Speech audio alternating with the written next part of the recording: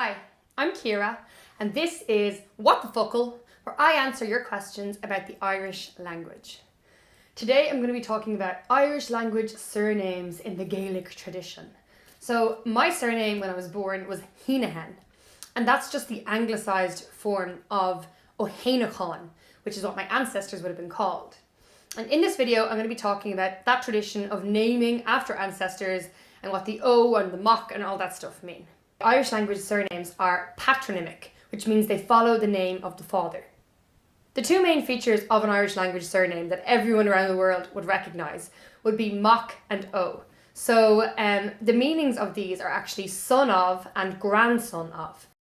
An example of a surname beginning with mock would be Eoghan Mac Diarmada, and Eoghan in English, he would use his surname in the anglicised version as Eoghan McDermott. So his name literally means Eoghan, son of Dermot. And then somebody who has a second name O, who's famous, is Dara Ó Briain. And I'm not going to anglicise his name because he uses it in Irish, so it would be very rude of me to anglicise it. But what it literally means is Dara, grandson of Briain. Of course, once upon a time, it literally meant you were the son of or the grandson of.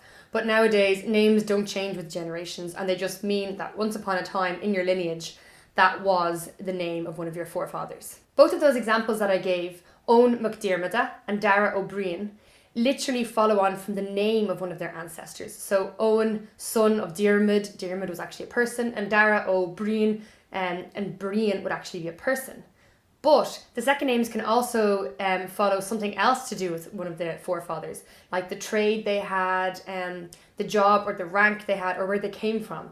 So the second name, McIntyre, is an anglicised form of Macantyr, which means the son of the craftsman.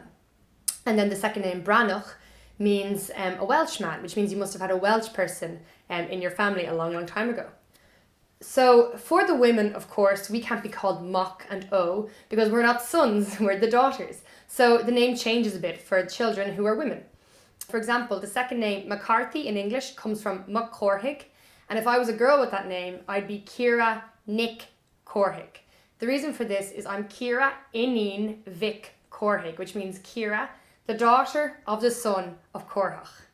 But for names beginning with O, it's different. So for example, I'm Ciara Ní É. And the reason that is I'm Ciara Inin É. So I'm Ciara, the daughter of the descendant of Éanachan.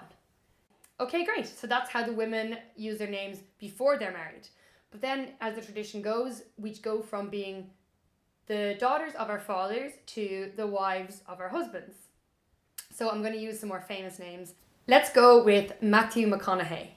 I think that's how he says it. His surname in Irish would actually be Mac Dhonnchaidh. So that means the son of Dhonnchaidh. So his wife would be called... Camilla is her name.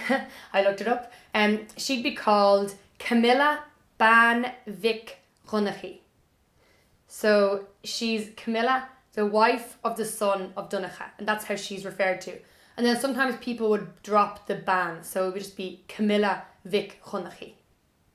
And then for the surname beginning with O Fada, I'm just going to pick Ed Sheeran. If Ed Sheeran used his name in the original Irish, it would be Ed Ó Sheeran.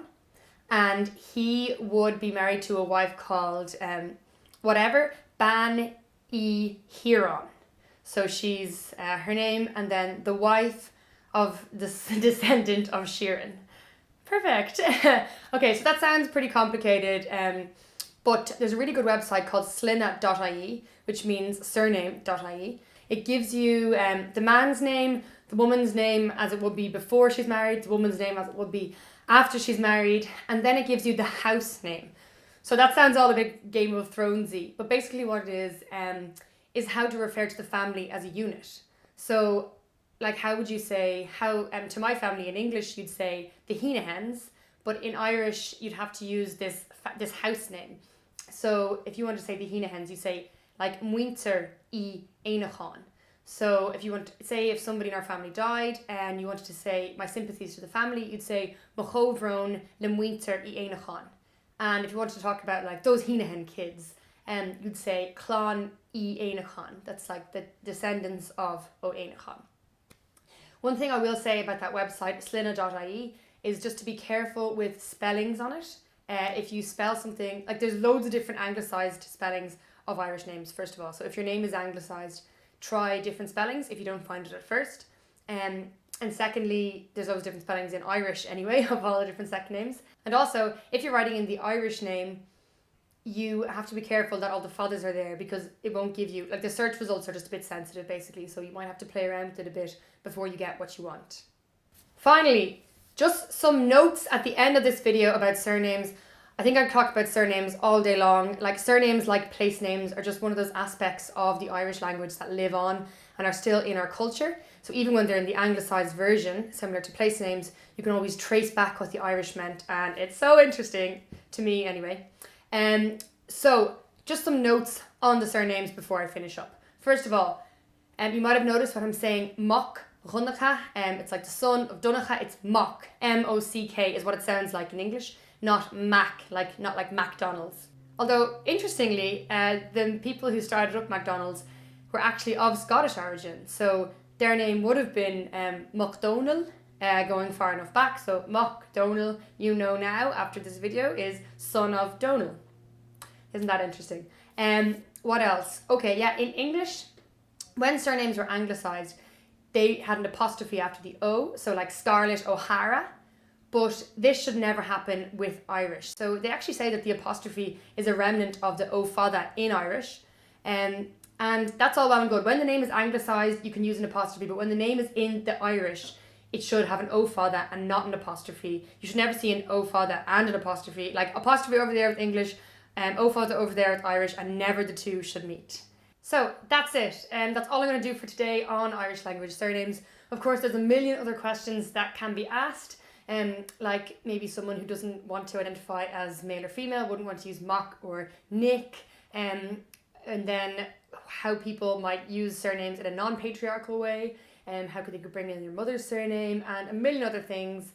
But for today, that's all you're getting. So this has been What the Fuckle, where I answer your questions about the Irish language. And if you have any questions about the Irish language, about surnames, about anything else, please feel free to get in touch. See ya!